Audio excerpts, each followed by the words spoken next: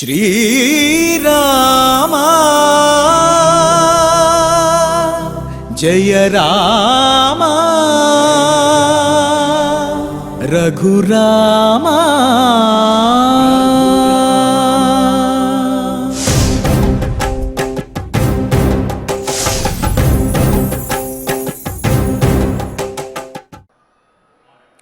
ओं नमो वेंकटेशाय। वंदे नीलसरोजकोमलरुचिं वंदे जगद्वंदितं वंदे सायकपञ्चकग्रहरणं वंदे जगत्कारणं वंदे सूर्यकुलाब्धिकौस्तुभमणिं वंदे सुराराधितं वंदे विंशतिपञ्चतत्त्वरहितं वंदे सदा राघवम्। నీలోత్పలం వలె కోమలమైనటువంటి శరీర ఛాయతోటి ప్రకాశించేవాడు, జగత్కారణభూతుడై జగత్తు అంతటి చేత కూడా నమస్కరించబడేవాడు, సూర్యవంశము అనే సముద్రంలో ఆవిర్భవించినటువంటి కౌస్తుభ మణి వంటి వాడు, అలాగే దేవతలందరి చేత కూడా ఆరాధింపబడే ఆరాధ్యుడు, దివ్యమంగళమూర్తి.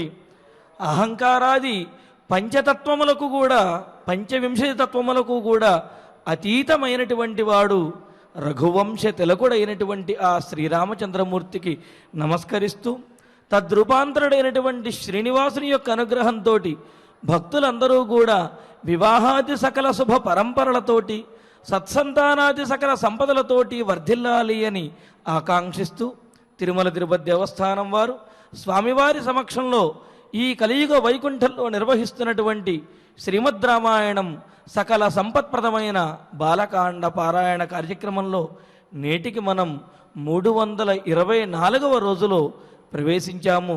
మరి ప్రతిరోజు కూడా స్వామిని నాదోపాసనతోటి మెప్పించి తదనంతరం మనం స్వామి అనుగ్రహంతో పారాయణ ప్రారంభించుకుంటూ ఉన్నాము. అదే పరంపరలో శ్రీమతి జి లావణ్య గారు తిరుమల తిరుపతి దేవస్థానం అన్నమాచార్య ప్రాజెక్టు కళాకారులు వారు వారి బృందం సహకారంతో ఆలపించేటటువంటి ఈతడువో రాముడు ఏకాంగ వీరుడు అనే రామచంద్రమూర్తి యొక్క శౌర్య పరాక్రమాలను ప్రతిపాదించే సంకీర్తనను వారు ఆలపిస్తారు. మనం ఆలకించి తరిద్దాం. ఓం నమో వెంకటేశాయ.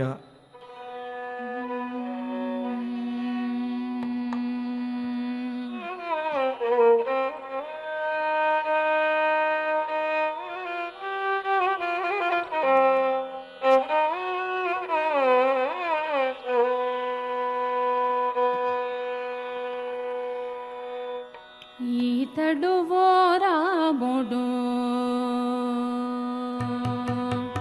ఈతడువో రాముడు ఏకాంగ వీరుడు ఈతడువో రాముడు ఏకాంగ వీరుడు ఏతల చూచిన తానే ఇరవుకున్నవాడు ఏతల చూచిన తానే ఇరవుకున్నవాడు ఈతడువో రాముడు ఏకా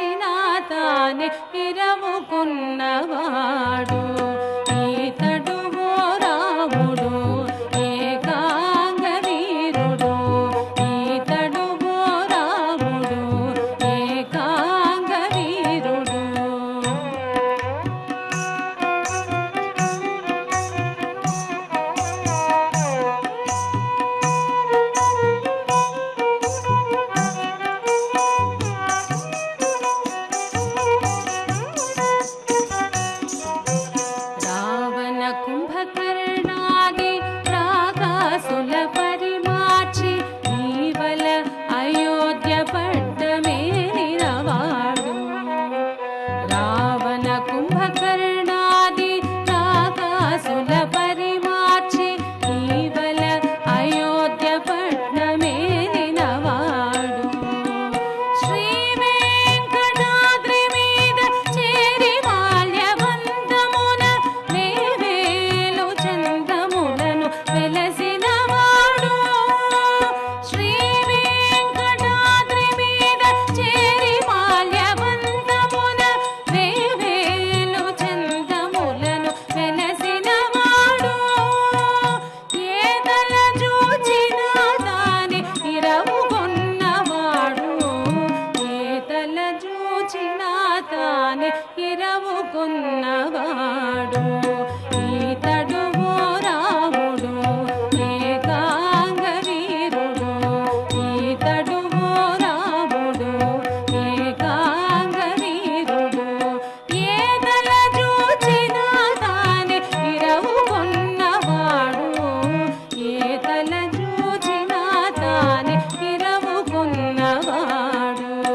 ఈతడు ఓ రాముడు ఏకాంగ వీరుడు. ఈతడు ఓ రాముడు ఏకాంగ వీరుడు. ఏకాంగ వీరుడు. ఏకాంగ వీరుడు.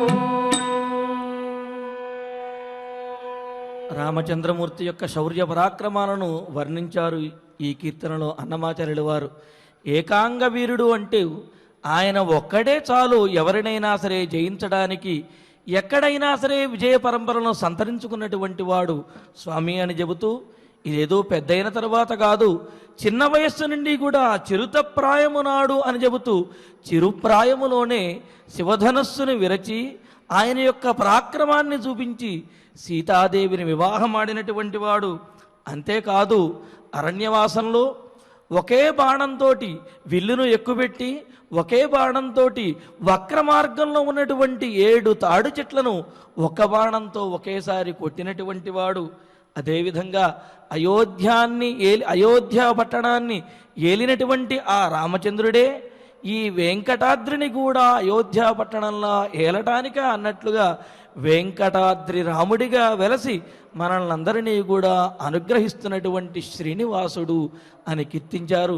మరి అటువంటి వెంకట రాఘవుని యొక్క అనుగ్రహంతో మన బాలకాండ పారాయణ కార్యక్రమాన్ని ప్రారంభించుకుంటూ శ్రీ గురు ధ్యానపూర్వకంగా సమష్టిగా అందరము కలిసి సత్సంకల్పం చేసుకుందాము.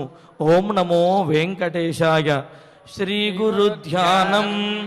గురుర్బ్రహ్మా గురుర్విష్ణు గురుర్దేవో మహేశ్వరః గురుః సాక్షాత్ పరం బ్రహ్మ తస్మై శ్రీ గురవే నమః. శ్రీనివాస ధ్యానం. శ్రీ వెంకటాచలాధీశం శ్రియాధ్యాసిత వక్షసం శ్రితచేతన మందారం శ్రీనివాసమహం భజే.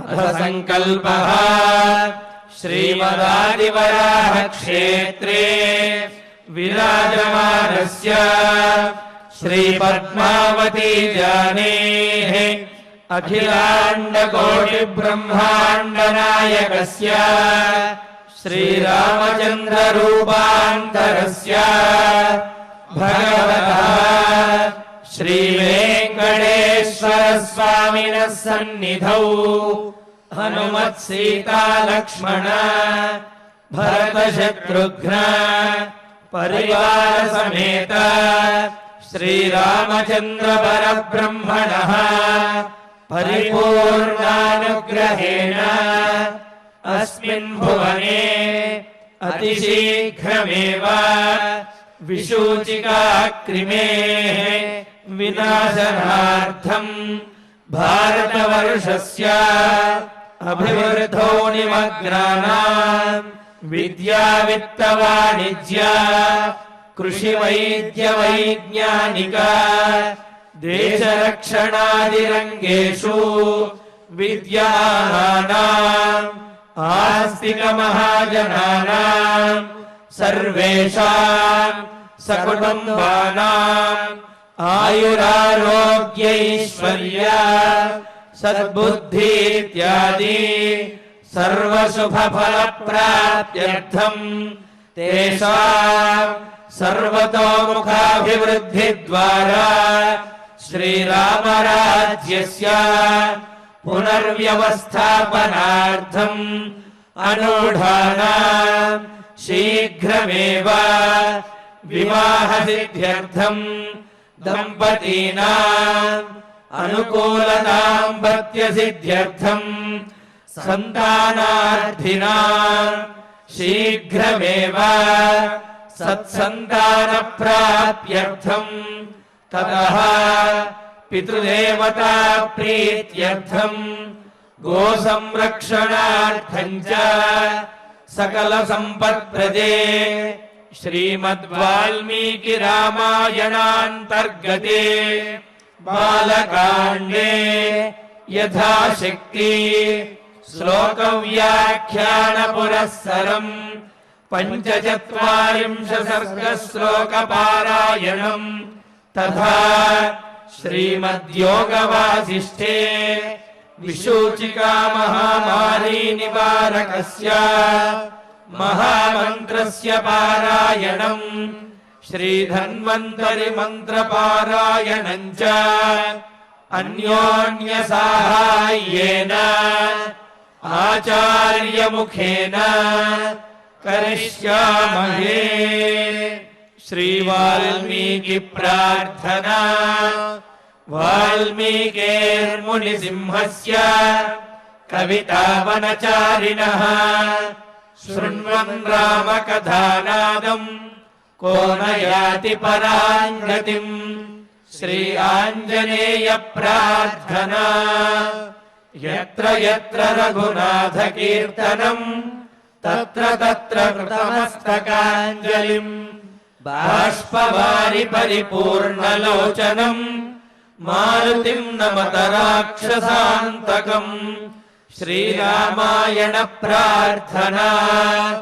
वेदवेद्ये परे पुंसि जाते दशरथात्मजे वेदः प्राचेतसादासीत्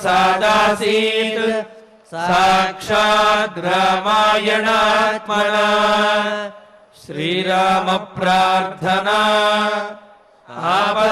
आपदामपहर्तारम् दातारम् सर्वसम्पदाम् लोकाभिरामम् श्रीरामम् भूयो भूयो नमाम्यहम्।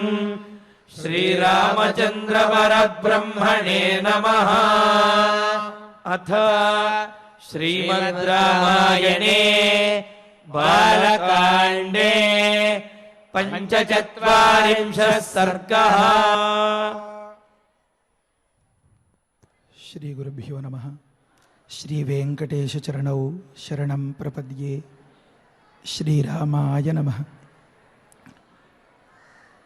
ततस्तेषां नरश्रेष्ठ बुद्धिरासीन्महात्मनाम् अमरा अजराश्चैव कथं स्याम निरामयाः। ఒకానొక సందర్భంలో విశాలానగరానికి విచ్చేసినటువంటి రామచంద్రమూర్తి లక్ష్మణస్వామి ఆ నగర శోభను చూసి, గురుగారు ప్రెజెంట్ రూలింగ్ పార్టీ ఎవరు అని అడిగిన తరుణంలో, ఇంత వైభవానికి కారకమైన ఈ పరిపాలకులకు వెనుక ఉన్నటువంటి ఆ దైవ బలం, ఒకానొక సందర్భంలో ఆ దేవతలు దేవేంద్రుడు నడయాడినటువంటి ఆ తరుణం, ఆ సందర్భం అంతా వివరించదలచి విశ్వామిత్రుల వారు రామచంద్రమూర్తికి ఒక పుణ్యప్రదమైన కథ చెప్తాను. శక్రుని కథ. శక్ర అంటే దేవేంద్రుడు అని అనుకున్నాం కదా. శత అంటే 100, క్రతువులు అంటే అశ్వమేధ యాగాలు చేసినటువంటి ఆ మహనీయుణ్ణి షార్ట్ ఫామ్లో అన్నట్లుగా శతలో శ, క్రతువులో క్ర తీసుకుని దగ్గరగా చేర్చి శక్ర అని పిలుస్తున్నాం కదా. ఆ శక్రుని యొక్క శుభప్రదమైనటువంటి కథను చెప్తాను, విను నాయన అన్నారు. గురువుగారు అంతరంగంలో ఏదో పెట్టుకుంటారు. ఆ ఏదో పెట్టుకున్నటువంటి అంశాన్ని శాంతం వింటే తప్ప మనకి తెలియదు, మధ్యలో అడ్డు తగలకూడదు. ఇది రామయ్య ఆలోచన. గురుగారు తప్పకుండా చెప్పండి అనే జవాబు మాట కూడా అనలేదు. గురుగారు నేను చెప్తాను విను అన్నారు, చెప్పడం మొదలు పెట్టేశారు. గమనించండి, అంటే బ్రహ్మ ఋషులకు ఎన్ని డైలాగ్స్, రామయ్యకి ఎన్ని డైలాగ్స్ పరిశీలిస్తే మనం ఎలా ప్రవర్తించాలి, రామయ్యని మనం ఎలా అర్థం చేసుకోవాలి, రామాయణం మనకు రామాయణ మహామాల అన్నట్లుగా మనల్ని మిగిలించేలాగా ఉన్నత స్థాయిని ఎప్పుడు కలిగిస్తుంది, ఇది గమనించుకుంటే ఈ విషయాలన్నీ బాగా తెలుస్తాయి. గురువుగారి మాటకి సరే చెప్పండి, తప్పకుండా చెప్పండి, నేను వింటాను అనే మాటలతో కూడా అడ్డు తగలకుండా అలా ఆసక్తిగా శ్రద్ధగా వింటున్నాడు. నెమ్మదిగా ఆ నగరంలోకి అడుగులు పడుతున్నాయి. ఈ ప్రస్తావన ఎంతవరకు ఉంటుంది అంటే క్షీరసాగర మథనం, ఆ ఇంద్రాదులందరికీ గొప్ప వైభవం కలగడం, ఆ సందర్భంలో అది చూసి తట్టుకోలేనటువంటి సవతి తల్లిగా ఉన్నటువంటి దితి ఈ దేవేంద్రుణ్ణి హతమార్చేయాలి, అది తపస్సు వల్లే సాధ్యం, కనుక అతన్ని చంపేంతటి క్షణం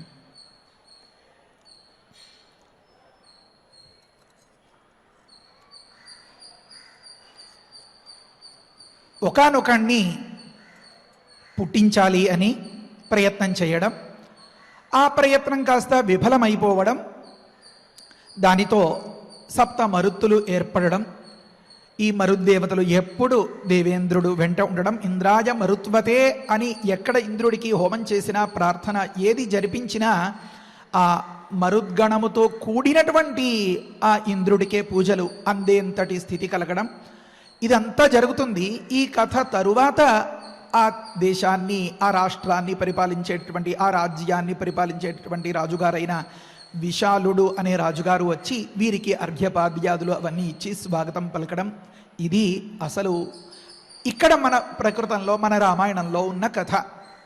క్షీరసాగర మథనం, అందులోంచి కొన్ని అద్భుతములైనటువంటి అంశాలన్నీ బయటికి వస్తాయి కదా. ఆ అంశాల్ని, అందులో అమృతాన్ని పంచడం, జగన్మోహిని అవతారం, మరి అమ్మవారు లక్ష్మీదేవి ఆవిర్భవించడం, లక్ష్మీ స్వయంవరం అన్నట్లుగా ఆ శ్రీహరిని చేపట్టడం, చాలా అద్భుతమైనటువంటి రమణీయమైన కథాంశం ఇందులో మనకి కనిపిస్తుంది ఓపికగా వింటే. ఎందుకంటే ఇదం ఆఖ్యానం అవ్యగ్రహ గంగావతరణం శుభం అని కదా గతంలో చెప్పారు. ఇది వినేటటువంటి వారు అవ్యగ్రులై వినాలి. అవ్యగ్రులు అన్నదానికి అర్థమేమి? అవ్యగ్ర అనేది ఒక నెగటివ్ వర్డ్ అన్నమాట.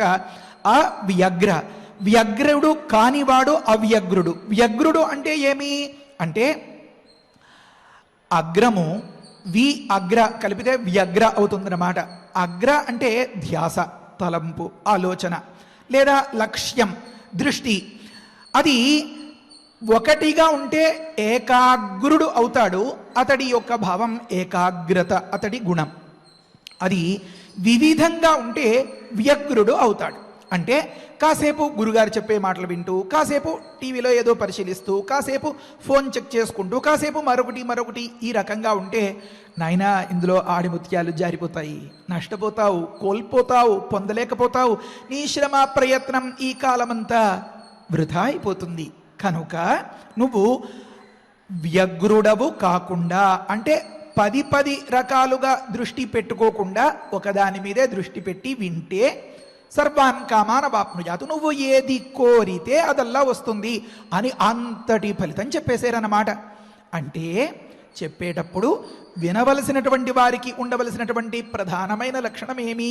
ఇందులో మనకి ఉపయోగించేది ఖచ్చితంగా ఏదో ఉంది, ఇది మనకి అవసరం. అందుకనే ఆ భగవంతుడు ప్రేరేపించి ఈ రకంగా ఇలా లోడ మాట్లాడిస్తున్నాడు అని వినేవారికి కనుక కాస్త శ్రద్ధ, ఆసక్తి ఉన్నట్లయితే లాభం ఎంతో పొందగలుగుతారు. ఇప్పుడు వెంటనే ప్రశ్న వస్తుంది, ఏమండి మరి చెప్పేవారికి అవ్యగ్రుడై చెప్పాలి అని చెప్పలేదేమండి అని.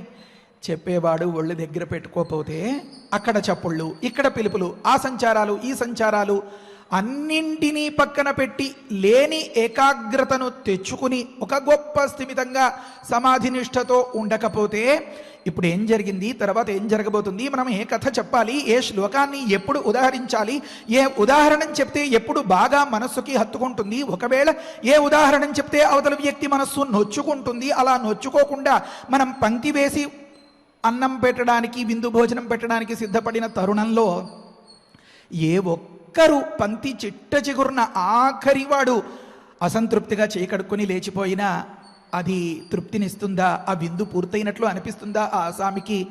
ఏ ఒక్కరూ కూడా అసంతృప్తి పడాలి అని కదా కోరుకుంటారు.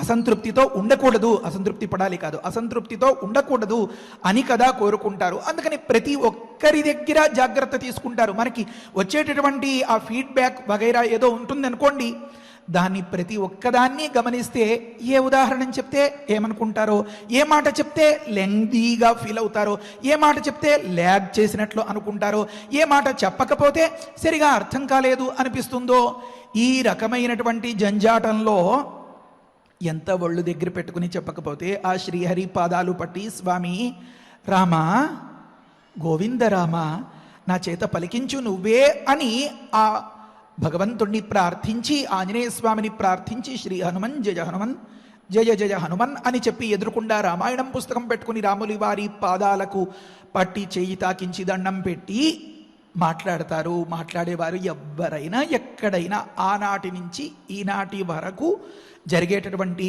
ప్రవచనంలో సంప్రదాయం ఇదే. కనుక ఎంతో జాగ్రత్తగా అన్నం పెట్టాలి అన్నటువంటి తల్లి, ఆ పిల్లవాడి కడుపు నింపాలి అనేటటువంటి తల్లి, ఆ పిల్లవాడు వీధిలో వచ్చేటటువంటి వాళ్ళకేసి టీవీకేసి చూస్తూ లేదా తానే చూపిస్తూ ఆ పిల్లవాడికి అన్నం పెడుతున్నా ఆ పిల్లవాడు నోరు పట్టాల్సిన సందర్భంలో నోరు మూసేస్తే బుగ్గలకు అంటిపోయేటటువంటి ఆ ముద్దల్ని మనం గమనిస్తాం.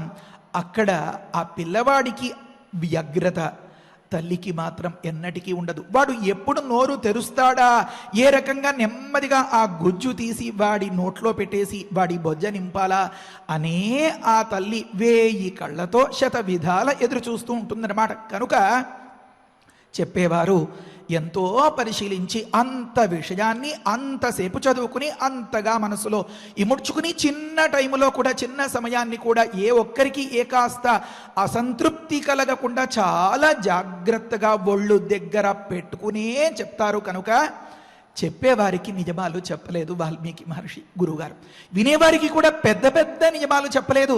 నాయన ధ్యాస ఎక్కడో పెట్టి వింటే నువ్వు మిస్ అయిపోతావు, కోల్పోతావు అని అవ్యగ్రుడై కనుక విన్నట్లయితే అతడికి అన్ని శుభాలు కలుగుతాయని అందులో ప్రయోగించేటటువంటి ఆ ప్రయోగాల్లో ఆ బీజాక్షరాలు, ఆ మంత్రాలు, ఆ శక్తులు, ఆ శబ్ద వైభవం, శబ్ద తరంగాలు, కనుక పారాయణం ఆ అర్థంలో వచ్చేటటువంటి గొప్ప గొప్ప భావాలు మన మనస్సుకి హత్తుకునేలాగా కనుక మమేకమై విన్నట్లయితే అది గొప్ప ప్రాయశ్చిత్తమై మనం చేసినటువంటి పాపాలని అన్నింటినీ కడిగేసి ఎంతో కాలం చేసినటువంటి తప్పులు, ఎంతో కాలం అనుభవించాల్సినటువంటి సందర్భం ఉండగా కొద్దిసేపట్లోనే అన్ని ప్రక్రియల కంటే మానసికమైనటువంటి ప్రక్రియ చాలా విలువైనది కనుక మనస్సులో మనం అంత శ్రద్ధ పెట్టి విన్నాం కనుక ఎంతో కాలం భగీరథుడు చేసినటువంటి తపస్సును 1-2-3 గంటల్లోనో 4-5 ప్రవచనాల్లోనో మనం వినేయడం ద్వారా దాన్ని అంతని ఆ స్ట్రగుల్ని మానసికంగా అనుభవించేసేం కనుక సర్వాన్ కామానవాప్నుజాత్ అనే మాట అబద్ధం కాదు,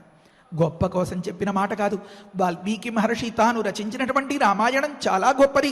బ్రహ్మర్షులు ఉపదేశం చేసినటువంటి ఆ స్కందజననమో ఈ గంగావతరణమో చాలా మహోత్కృష్టమైనది. ఆహా ఆహా ఆహా ఆహా అని చాటింపు వేసుకోవడం పెద్దల ఉద్దేశ్యం కాదు. ఇది తప్పితే ఈ అవకాశం జారిపోతే మరొక్క అవకాశం దొరకడానికి ఏమో ఎంతకాలం పడుతుందో అని చెప్పడం తాత్పర్యం అన్నమాట. కనుక ఒక్కొక్క పాత్రలో ఒక్కొక్క సందర్భంలో చిన్ని అంశాలని కూడా వాల్మీకి మహర్షి చాలా సూక్ష్మంగా సూచిస్తూ ఉంటారు. గురుగారు ఈ నగరం ఏమీ చెప్పండి అన్నారు.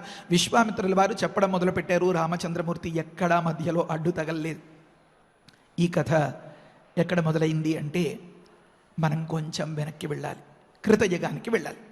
అనగనగనగనగనగా ఒకానొక సందర్భంలో దేవేంద్రుడు పరివారం, దేవతలు, వారు వీరు అంతా కూడా ఈ సురగణం యావత్తు ఎంతో భోగాలతో, ఎంతో ఆనందంతో, ఎంతో సంతోషంగా హాయిగా కాలం గడుపుతుంది. ఆ గడుపుతూ ఉండేటటువంటి సందర్భంలో అనుకోని ఒక విచిత్రమైనటువంటి సంఘటన జరిగింది.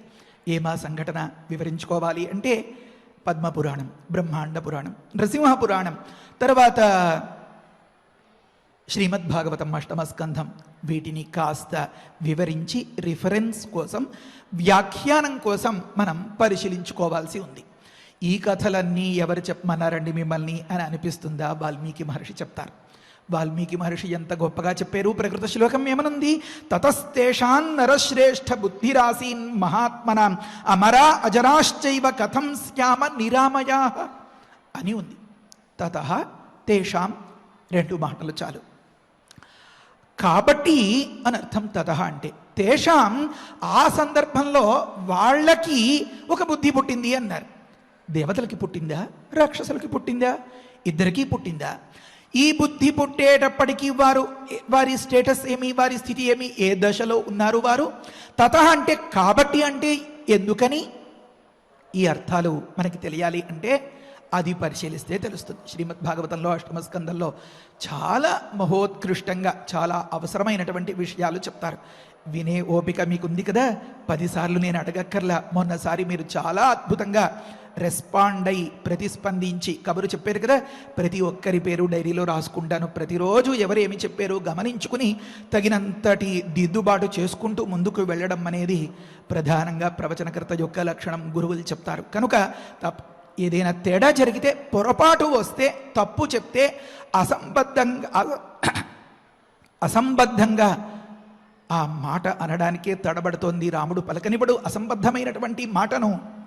కనుక అప్పుడు తెలియజేయచ్చు. అది మనం దిద్దుకోవడానికి ఉపయోగపడుతుంది. దుర్బుద్ధితో దుమ్మెత్తి పోస్తే అవతలి వారే నష్టపోతారు. ఎందుకంటే మనం ఒక సత్సంకల్పంతో అందరికీ ఉపయోగించాలి. ఈనాటి తరం ఎన్నటికీ నిలిచి ఉండేంత ఉన్నత స్థాయికి చేరాలి. గడిచినటువంటి చరిత్రలన్నీ పరిశీలించుకుంటే ఎవరెవరి ద్వారా మన భారతీయులు ఎంత తీవ్రంగా నష్టపోయారో, ఇంత సంపద, ఇంత గనులు దగ్గర పెట్టుకుని, ఇంత నిధి నిక్షేపాలతో కాలు మీద కాలు వేసుకుని మీసం మిలివేసి అన్నట్లుగా ప్రపంచ స్థాయిలో నిలబడవలసినటువంటి మనం ఎవరినో చూసి ఏదో నేర్చుకుంటున్నాం, లేకపోతే ఎవరో ఆదర్శంగా నిలబడి ఉన్నారు మనకి, లేకపోతే ఎవరి దగ్గర ఏ విజ్ఞానాన్ని నేర్చుకోవాల్సి వస్తుంది అనే మాటలు అక్షరాల అసత్యములు. మనమే సర్వోన్నత స్థాయిలో ఉండదగిన వారం. దానికి మన దగ్గర ఎన్నో సంపదలు ఉన్నాయి. శ్రీమద్ రామాయణమా, భారతమా, వేదాల, శాస్త్రాల, యోగశాస్త్రమా, ఇదా అదా, ఎలా కూర్చోవాలి, ఎలా నుంచోవాలి, ఎలా తాగాలి, ఎలా తినాలి, ఎలా తిరగాలి,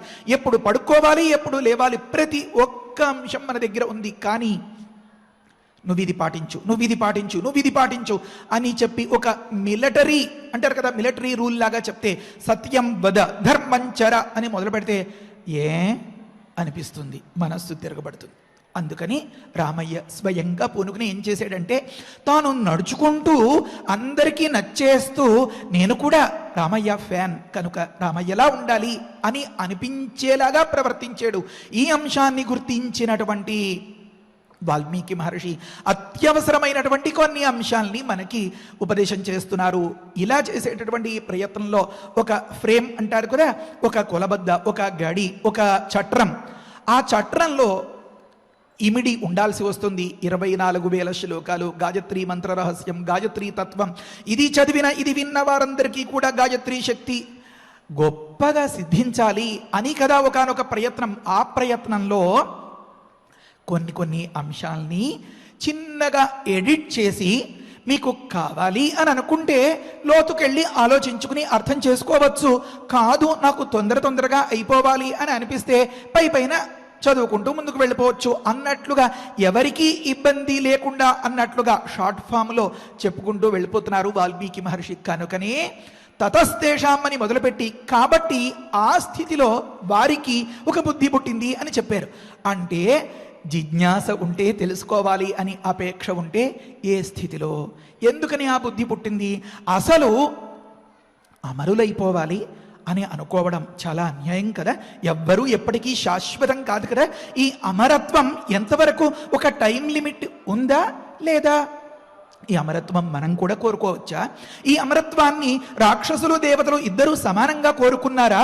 ఒకవేళ సమానంగానే కోరుకుని సమానంగానే ప్రయత్నం చేసి ఉంటే వీరికి అసలు ఈ క్షీరసాగర మథనం చేయాలి అనే థాట్, ఆ ఐడియా ఎలా వచ్చింది? ఎవరిచ్చారు?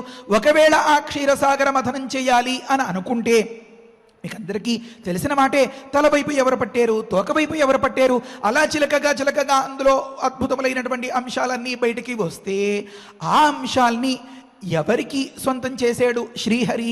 శ్రీహరికి ఇంత పక్షపాత బుద్ధి ఉండడం న్యాయమా? రాక్షసులు ఇటు దేవతలు ఇద్దరూ సమానంగా ప్రయత్నం చేసి ఇద్దరూ తాడు పట్టి వాసుదేవ లాగినటువంటి సందర్భంలో మరి ఒకరికే దాన్ని పంచడం ఎంతవరకు సబబు? మరొక్క మాట, ఒకవేళ వారెవరో బలాత్కారంగా తాగితే వారిని వధించడం, అలాంటి సందర్భాలు రాహుకేతువులు అవన్నీ ఉన్నాయి కదా, ఆ కథలన్నీ.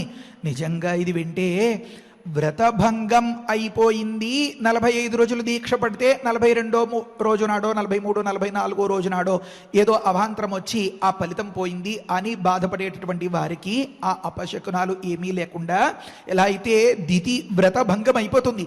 ఆ కథ విన్న సందర్భంలో లోకంలో ఏ ఒక్కరూ నేను ఏదో 7 రోజులు ఏదో చేయాలి, లేకపోతే కొన్ని వారాలు ఏదో చేయాలి అని పెట్టుకున్నటువంటి నిబంధనల్లో ఏదో దైవవశాత్తు ఆ వ్రతానికి భంగం ఏర్పడినా ఆ దోషం అంటదు.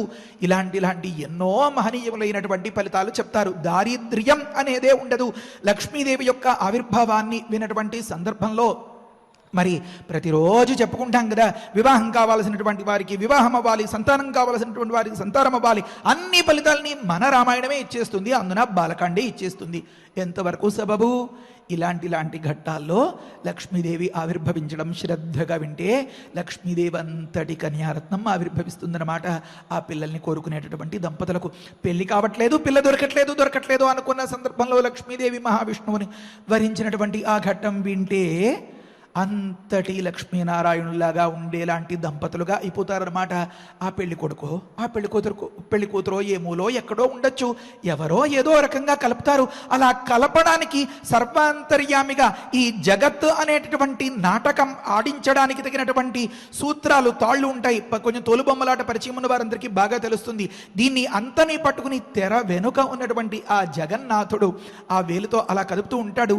ఈ బొమ్మ దీనికి దగ్గరగా వచ్చినట్లుగా, ఈ బొమ్మ దీనికి దగ్గరగా వచ్చినట్లుగా, ఆ ఇద్దరు ఒక్కటైనట్లుగా మనకి తెర మీద దృశ్యం కనిపిస్తుంది. ఆ మాదిరిగా మన స్వామి తలచి మన తాలూకు సూత్రాన్ని, తాడును పట్టుకుని అది అనుకూలంగా లాగాలి అంటే ఇలాంటి కథను శ్రద్ధగా ఆసక్తిగా వినాలి అన్నమాట. అలా ఒకటేమి రెండేమి ఎన్నో అద్భుతములైనటువంటి అంశాలు. అయితే అంతో ఇంతో సూటిగా ఆ మాటలతోనే చెప్పచ్చు కదండి. ఇంత మర్మంతో, ఇంత రహస్యంగా, ఇంత గర్భీభూతంగా తరచి చూస్తేనే కానీ తెలియనట్లుగా ఎందుకు చెప్పారండి వాల్మీకి మహర్షి అని అడుగుతారు. అంటే గమనించండి, ఉదాహరణకి ఈ ప్రవచనమే ఉంది అనుకోండి. ఈ ప్రవచనం వింటున్న వారు రకరకాలుగా ఉండవచ్చు. అందులో కొంతమంది కొన్ని అంశాలు తీసుకుంటారు, కొంతమంది కొన్ని అంశాలు తీసుకుంటారు. ఒక ఇల్లాలు ఇంటాయనతో మొన్న మధ్యన నాకు ఒక ఆయన కనిపించి చెప్తున్నారు. ఏమనంటే, స్వామి మీరు చెప్పిన దానిలో ఆ కోట్స్ వగైరాలు తీసుకుని కొన్ని సందర్భాల్లో నా భార్య గురుగారు చెప్పారు కదా, దీన్ని నువ్వు కాదంటావా? బెటర్ హాఫ్ స్వం, నన్ను సొత్తుగా కలిగిన వాడివి నువ్వు స్వామి అని చెప్తోందండి, నేను ఇంకేం మాట్లాడలేకపోతున్నాను అని. అంటే ఎవరెవరికి ఏదేది నచ్చుతుందో, ఎవరెవరికి ఏదేది కావాలో అదల్లా తీసుకుని అప్లై చేస్తూ ఉంటారు. వేలు మాత్రం గురుగారి కేసి, రామాయణం కేసి, ప్రవచనం కేసి చూపిస్తూ ఉంటారు. ఈ రకంగా చాలా అంశాల్లో మనం ప్రజెంట్ చేయదలుచుకున్నటువంటి అంశం ఒకటి ఉంటుంది కదా. అలా వాల్మీకి మహర్షికి కూడా ఇక్కడ ప్రజెంట్ చేయవలసినటువంటి అంశం ఒకటి ఉంది. ఏమని అంటే, నాయన అనిత్యమైన అశాశ్వతమైనటువంటి యౌవనం కోసం, లేకపోతే మరొక దానికోసం వెర్రి ప్రయత్నాలు చేయడం అదల్లా కాదు.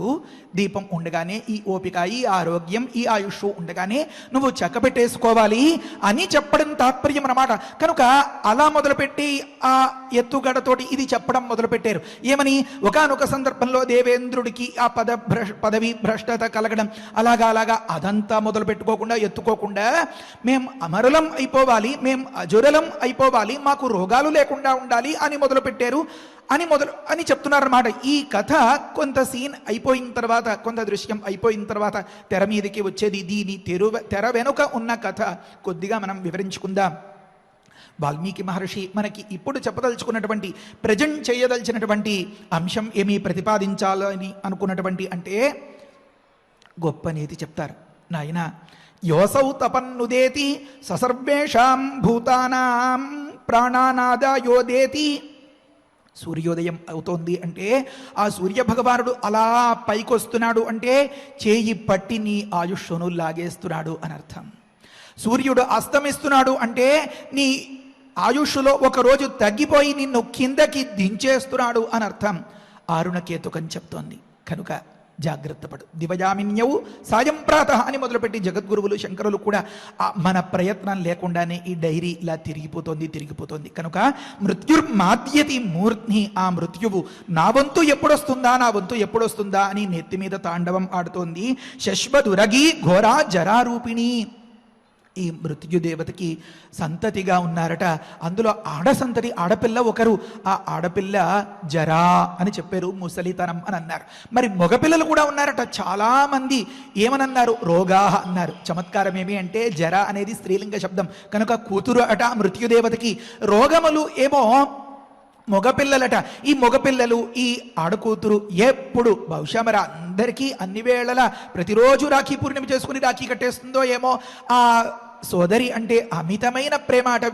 వీరిద్దరూ అంటే ఆడపిల్ల, ఆ మగపిల్లలు ఎప్పుడు కలిసే ఉంటారట.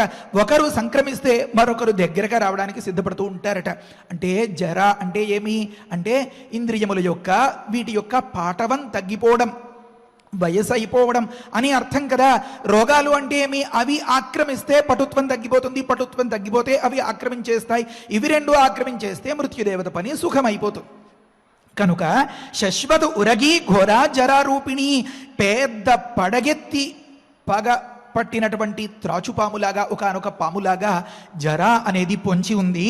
త్వామేషా గ్రసతే పరిగ్రహమయై అని మొదలుపెట్టి చెప్తారు. అంటే నిన్ను కాటు వేసేయాలి అని ఎదురు చూస్తూ ఉండేటువంటి ఆ సందర్భంలో ఇవి ఇలా ఉండగా ఇంకా పరిగ్రహమయై గృధ్రై జగద్గ్రస్యతే. ఈ రోగాలు అనేవి రకరకాలుగా, ఏదో వాటర్ పొల్యూషన్ అనో, ఫుడ్ పాయిజన్ అనో, వగైరా వగైరా, ఇంకా ఏదైతే ఎయిర్ పొల్యూషన్ అనో, రకరకాల సమస్యలు రావడానికి ఎన్ని కారణాలు కదా. కనుక ఇవన్నీ గద్దల్లాగా, డేగల్లాగా పొంచి కాచుకొని ఉన్నాయి. ఈ సందర్భంలో నాయన ధూత్వా బోధజలై అబోధ బహుళం తల్లోభజన్యం రజ అని మొదలుపెట్టి ఏదో ఇంకా కలకాలం నేను నిలిచిపోవాలి, ఇంకా ఎప్పుడో ఏదో చేయాలి, ఈవేళ కాదు ఇప్పుడు అనుభవించకపోతే మరెప్పుడు అనుభవిస్తాను, ఇలాంటి కబుర్లన్నీ అనుకుంటూ పుణ్యకాలం కాస్త గడిపేసుకుంటే నష్టపోతావు. కనుక ఇది పెద్ద దుమ్ము, రజస్సు, ధూళి. ఈ దుమ్ముని అంతని అంటే అబోధము, తెలివి తక్కువతనం అనేటటువంటి అబోధను బోధము అనేటటువంటి జలంతో శుభ్రంగా నీళ్లు పోసి కడిగేసి స్వచ్ఛంగా నిర్మలంగా ఉండేటటువంటి మనస్సుతో నువ్వు ఏం చేయాలి? ఏం చేయమంటారండి అంటారా? సంతోషామృత సాగరాంభసి చిరం మగ్న సుఖం స్థాస్యసి. ఇది ఈ కథలో వాల్మీకి మహర్షి ముఖ్యంగా మనకి చెప్పదలుచుకున్నటువంటి అంశం. నిరంతరం ఏది దొరికితే దానితో, ఏది ఉంటే దానితో, ఎంతవరకైతే అంతవరకు ఆ దొరికిన దానిని, పొందిన దానిని సంతోషంగా అనుభవిస్తూ ఆ సంతోషము అనేటటువంటి ఆ సముద్రంలోనే ఎప్పుడు ములుగుతూ తేలుతూ సుఖంగా ఉండాలి నాయన. ఇది లేదు అది లేదు అనో, లేకపోతే ఇంకా వగైరా వగైరాలో లోకంలో వచ్చేటటువంటి కష్టాలు సగం ఆ దైవకృతమో మనం చేసుకున్నటువంటి పాపాల వల్ల మరొక దాని వల్ల అయితే సగం మనకూడదు. 10% అని అనుకోవాలి 100కి, మిగతా 90% మనస్తత్వం వల్లే, అవివేకం వల్లే అని చెప్తున్నారు పెద్దలు నీతి. కనుక ముందుగానే దీపం ఉండగానే జాగ్రత్త పడిపోవాలి. మనం పొందదలిచినది ఏదో, మనకి దొరికినది ఏదో, ఇదే మహాప్రసాదం అని చెప్పి సంతోషం నిండినటువంటి ఆ మనస్సులో నువ్వు ఆనందిస్తూ నీలో నువ్వు, నీకు దొరికిన దాతో, నీ పరివారంతో, నీ ఇల్లాలితో, నీ పిల్లలతో అలా కాలం గడపాలి తప్ప వృధా చేసుకోకూడదు. లేకపోతే నిత్య యౌవనం కోసం, త్రిలోక పూజ్యత్వం కోసం, ఇంకొక దానికోసం వారు పాటించారు. ఆ దేవతలు మనకి ఆదర్శం. ఒక జన్మ మహర్షి ఇవ్వడంలో ఆదర్శం, ఒకనొక దశరథ మహారాజు ఒకదానికి ఆదర్శం అనుకుని మనం కూడా వీరిని ఆదర్శంగా తీసుకుని నిత్య యౌవనం కోసం పోరాడి అలా ప్రయత్నించి అలసిపోతామేమో అలా కాకూడదు. మీకు దొరికిన దాంతో సుఖంగా సంతోషంగా ఉండాలి.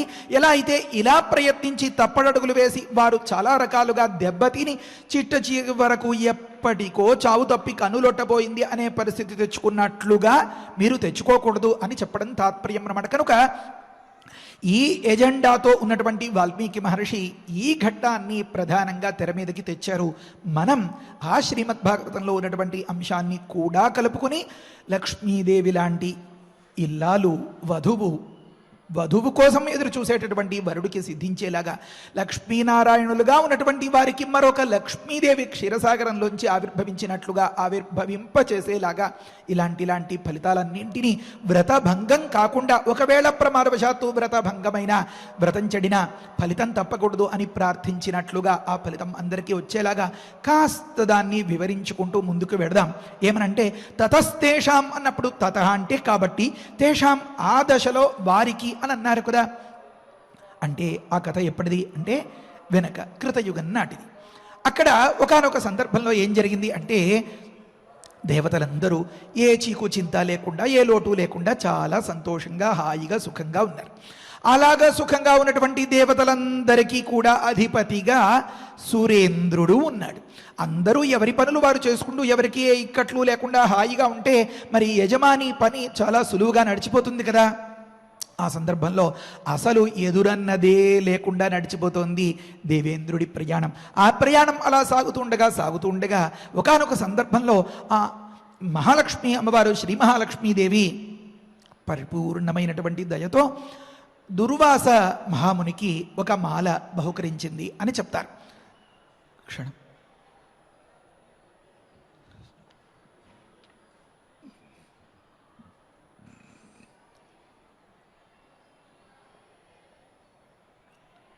వాసుదేవ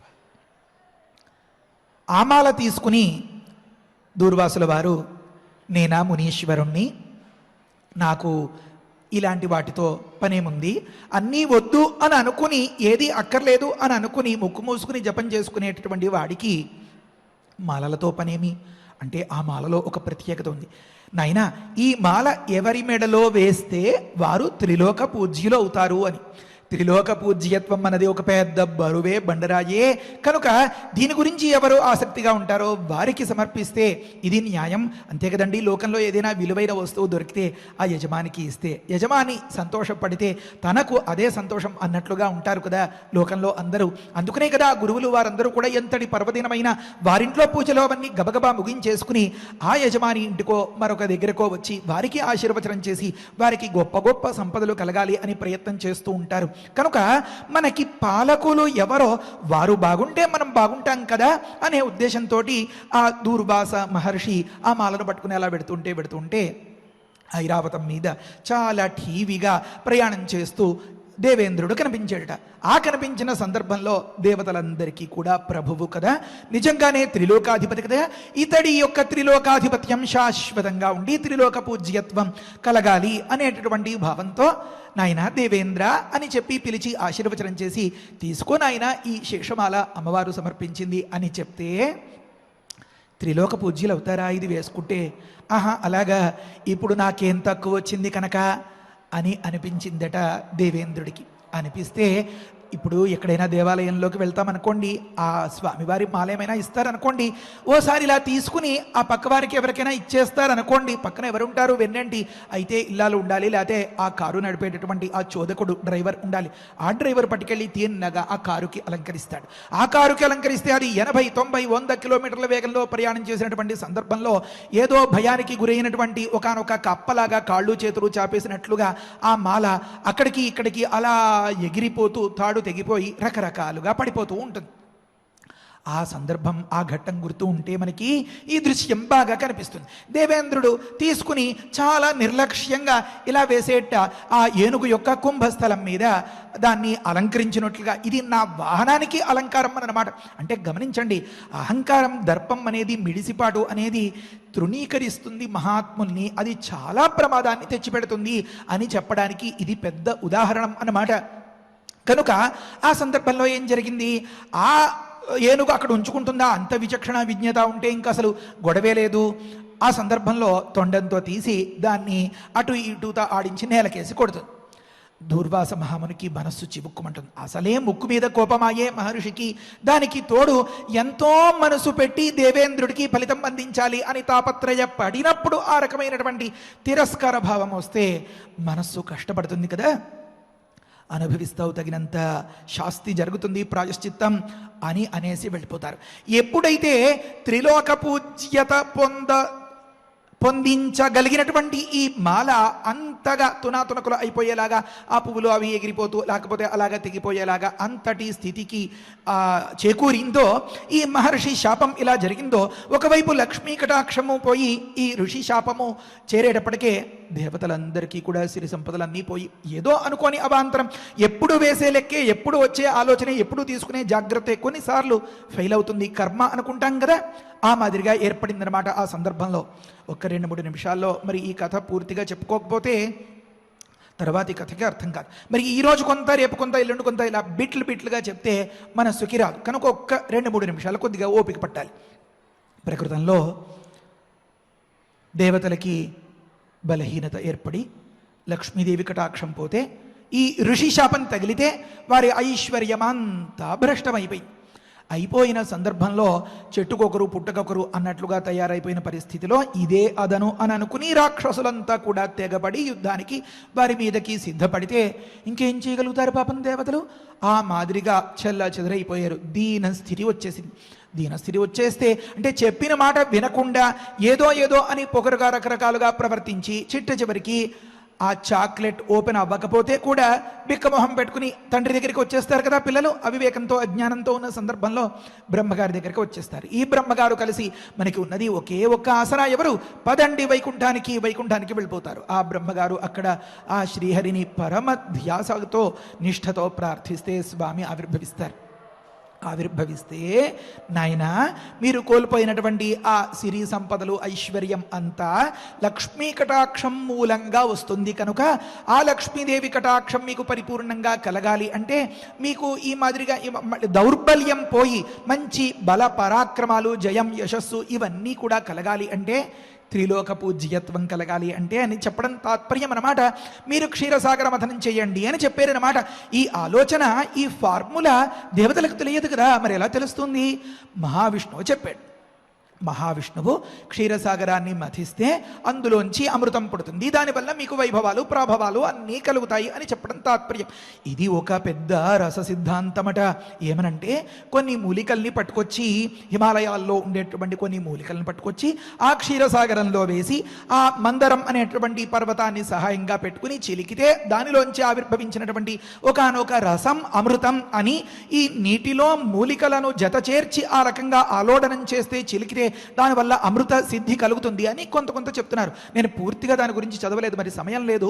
కొంత పరిచయంగా దేవతలు క్షీరసాగర మథనం చేసేరు అని అంటే, కొన్ని రకాల మూలికలను నీటిలో వేసి చిలికితే దానివల్ల అమృతం ఏర్పడుతుంది అనే రస సిద్ధాంతం దీని వెనుక ఉందట. ఇది ఆంతర్యం, తాత్పర్యం ఆసక్తి గలవారు ఇంకా విశేషంగా పరిశీలించుకోవచ్చు.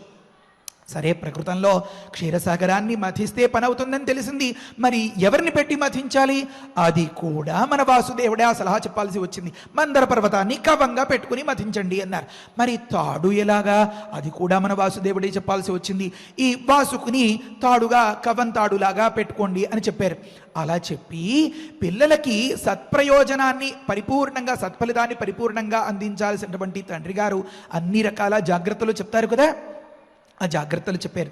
నాయనా, మీరు ఎటువైపు ఈ తాడు పట్టుకోవాలో అంటే తోకవైపు, తర్వాత మీరు ఎప్పుడెప్పుడు ఎలా ప్రవర్తించాలో శ్రీమద్భాగవతంలో చాలా అద్భుతంగా చెప్తారు. నాయన, మీరు లోభపడకండి, మీరు కోపం తెచ్చుకోకండి, మీరు కామానికి వశులు కాకండి అని 3 విషయాలు చెప్తారనమాట.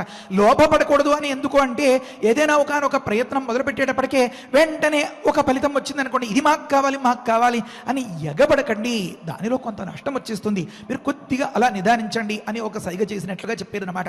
లోభపడకండి, మళ్ళీ కోపపడకండి. ఏదైనా అనుకోని అవాంతరమో, ప్రమాదమో, ఇబ్బందో వచ్చిందనుకోండి, షిట్ అనుకుని అంతటితో మీరు వెనక్కి వెళ్ళిపోకూడదు, మీరు కోపం తెచ్చుకోకూడదు, ఎవరి మీద మీరు ఆవేశపడకూడదు, చాలా జాగ్రత్తగా ఉండాలి. కండిషన్ చెప్పారు. మీరు లోభపడకండి, ప్రతి దగ్గర కక్కుర్తి పడకండి, మీరు కోపపడకండి. ఏదైనా అనుకోని పరిస్థితి, సందర్భం కనుక వచ్చినట్లయితే మీరు ఆవేశపడకూడదు. రెండో మాట. మూడో మాట ఏమి అంటే, మీరు కామానికి వశులు కాకండి. ఏదో అలాగా నోరెళ్ళబెట్టి ఎన్నడూ ముఖమైనా చూడనటువంటి వారికి లాగా అలా ఉండకూడదు అని 3 జాగ్రత్తలు శ్రీహరి ముందుగా చెప్పారనమాట. ఈ మూడింటికి రాక్షసులు గురైపోతారు ఆ సందర్భంలో శ్రీహరి వాసుదేవుడు చాలా తెలివిగా అంతా రంగం సిద్ధమైన తర్వాత తలవైపు పట్టుకుంటాడు. ఆ తలవైపు పట్టుకున్నటువంటి సందర్భంలో శ్రీహరికి మరి యాంటి వ్యతిరేక వర్గం కదా రాక్షసులంతా, వారు వెంటనే తోకవైపు పట్టుకుంటారు. తోకవైపు పట్టుకుంటే వాళ్ళలో కొంత అహం దెబ్బతింటుంది. మేము ఇంత చదువుకున్నాం, ఇంత వేదాలు ఇవన్నీ వచ్చు, ఇన్ని హోమాలు ఇవన్నీ చేస్తాం, మేము నిత్యాగ్నిహోత్రులం, మా స్థాయి తగ్గించేలాగా శ్రీహరి కుట్ర పన్నాడు, మేము తోకవైపు పట్టుకోవడమా, ఇన్సల్టింగ్ అనుకుని ఆ మాట పైకి చెప్పేస్తే ఓ దాన్నేం పోయింది, రండి కావలిస్తే అని చెప్పి ఆ శ్రీహరి తెలివిగా అక్కడి నుంచి తప్పుకుంటే వారు తలవైపు పట్టుకున్నారు. ఇప్పుడు మిగిలిన తోక భాగం దేవతల వంతు అవుతుంది కదా. దేవతలకి మొట్టమొదటి చెప్పారు, మీరు ఎక్కడ ఇన్సల్టింగ్ అనుకోకూడదు, మీరు ఎక్కడ లోభపడకూడదు, మీరు ఎక్కడ కోపం తెచ్చుకోకూడదు ఎలాంటి సందర్భంలో. కనుక వారు జాగ్రత్తగా ఆ తోక భాగాన్ని పట్టుకుంటారు. మరి అలా చిలికేటటువంటి ప్రయత్నంలో మరి తర్వాతి అంశం, తర్వాతి కథలో చెప్పుకుంటేనే న్యాయం, చాలా సమయం అయిపోతుంది. ఆ విషం రావడం, అహలాహలాన్ని శ్రీహరి పరమశివుణ్ణి భక్షించబడడం, అమ్మవారు జతగా ఉండగా ఆ భవానీ శంకరుడు దాన్ని భక్షించడం, కంఠంలో పెట్టుకోవడం, నీలకంఠుడుగా ఉండడం, నమో నీలగ్రీవాయ చ శితికంఠాయ చ, ఇలాంటి మాటలన్నింటికీ తరువాయి ప్రవచనాల్లో మనం వివరించుకుందాం. శ్రద్ధగా ఆసక్తిగా వింటే ఎన్నో లాభ. హరయే నమః. స్వస్తి. ఆచార్యులు వారు చెప్పినటువంటి భావాలను మననం చేసుకుంటూ శ్లోకాలను పారాయణం చేసుకుందాము. తతస్తేషాం నరశ్రేష్ఠ బుద్ధిరాసీత్ మహాత్మనాం అమరాః అజరాశ్చైవ కథం స్యామ నిరామయాః తేషాం చింతయతాం రామ బుద్ధిరాసీత్ మహాత్మనాం క్షీరోదమథనం కృత్వా రసం ప్రాప్స్యామ తత్ర వై తతో నిశ్చిత్య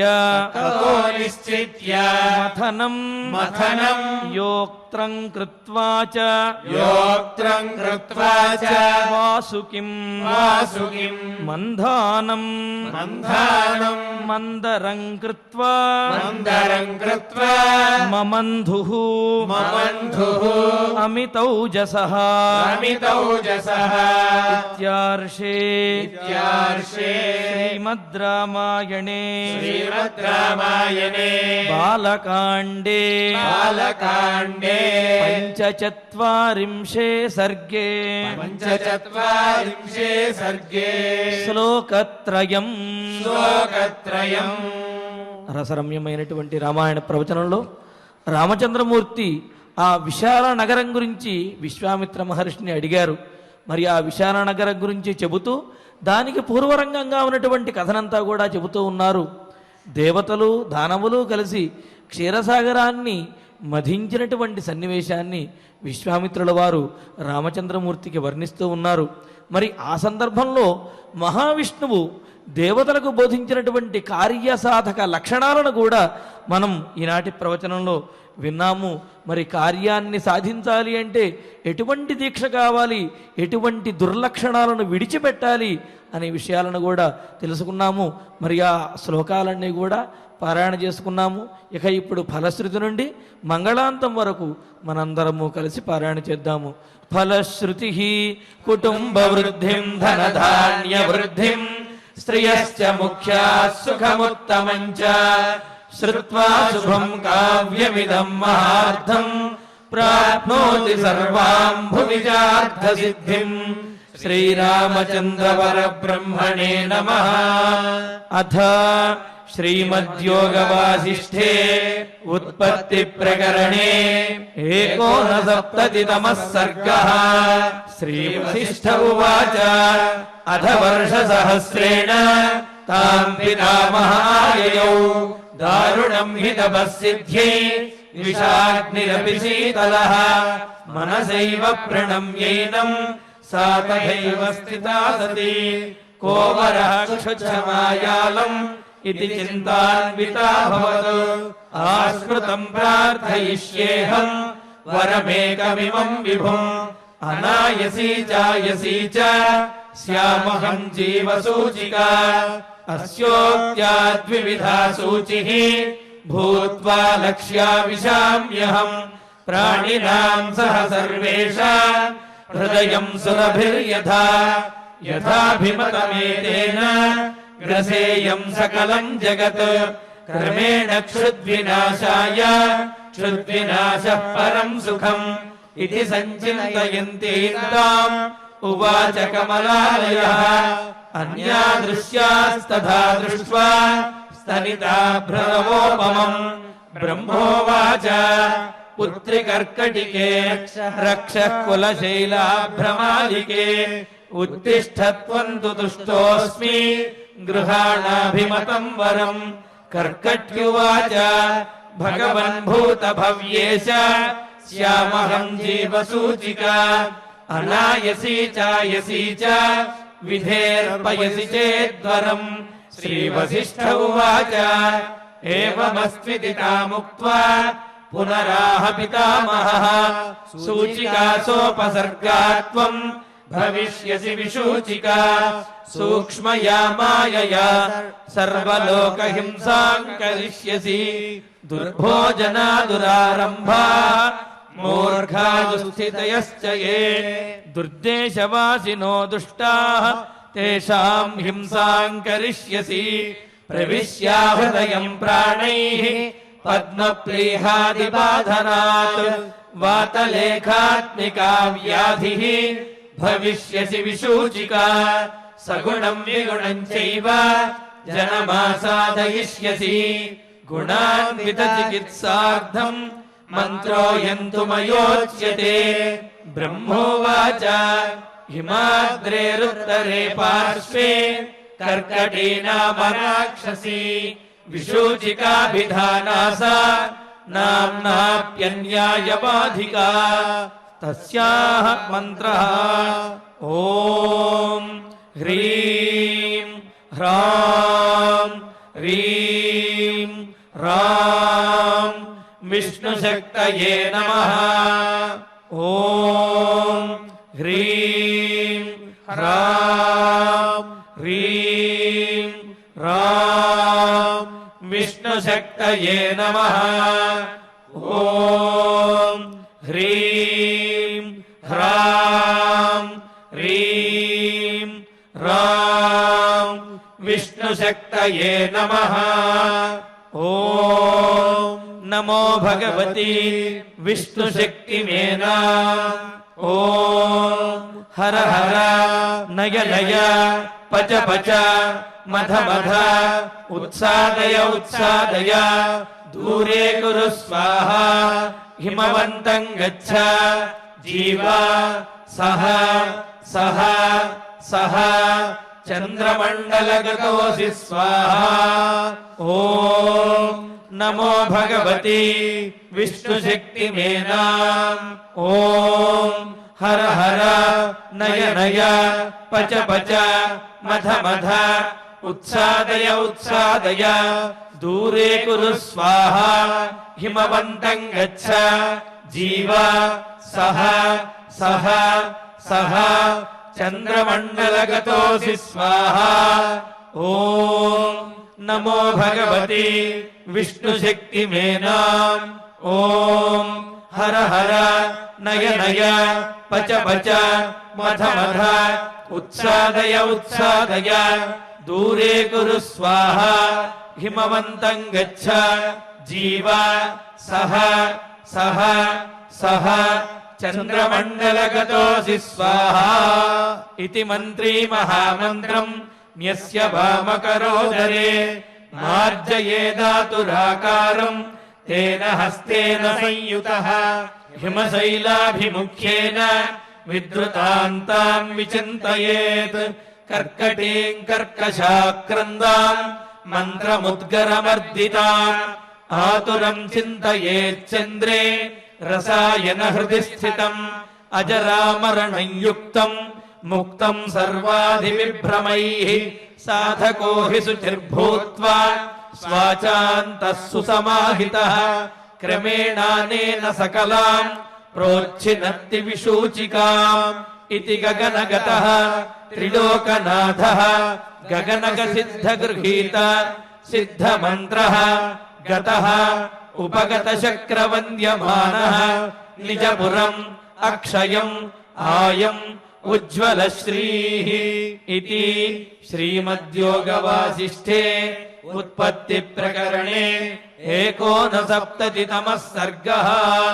अथ धन्वन्तरिध्यानम् अच्युतानन्द गोविन्द विष्णो नारायणामृत रोगान्मे नाशयाशेषान् आशु धन्वन्तरे हरे आरोग्यम् दीर्घमायुष्यम् बलम् तेजोधियम् श्रियम् स्वभक्तेभ्योऽनुगृह्णन्तम् वन्दे धन्वन्तरिम् हरिम् धन्वन्तरेरिमम् श्लोकम् भक्त्या नित्यम् पठन्ति ये अनारोग्यम् न तेषाम् स्यात् सुखम् जीवन्ति ते चिरम्।